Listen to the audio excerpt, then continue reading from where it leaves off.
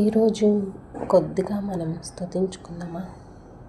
మనస్ఫూర్తిగా కృతజ్ఞతలు చెల్లించుకుందామా? కోర్స్ నాకు అర్థమైంది, మీ పనులు జరగలే, కొన్ని జరిగే ఉంటాయి, కొన్ని కుదరలేదు. బట్ ఆ దేవుని చిత్తం అయితే అది ఆయన సమయంలో జరుగుతుంది. నేను అది అనుభవించి ఉన్నాను. ఒక కాలేజ్ అనుకున్నా, కాదు, దేవుడు వేరే నిర్ణయించారు.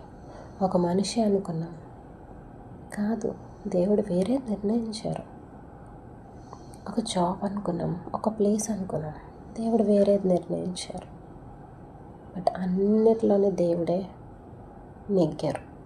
థ్యాంక్ యూ లార్డ్, నువ్వు వాటిని తప్పించి నువ్వు నీ చిత్తానుసారంగా నన్ను నడిపించావు, నీకు మహిమకరంగా నిలబెట్టుకున్నావు అని ప్రతి విషయంలోని నేను చెప్పాను.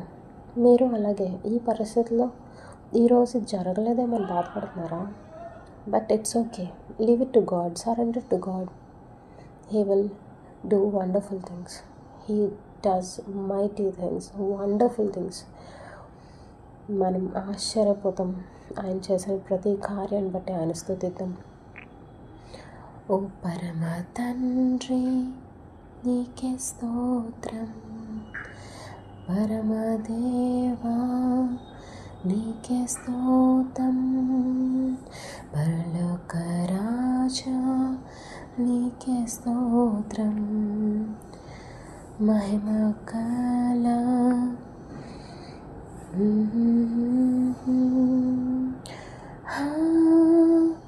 హల్లెలూయా,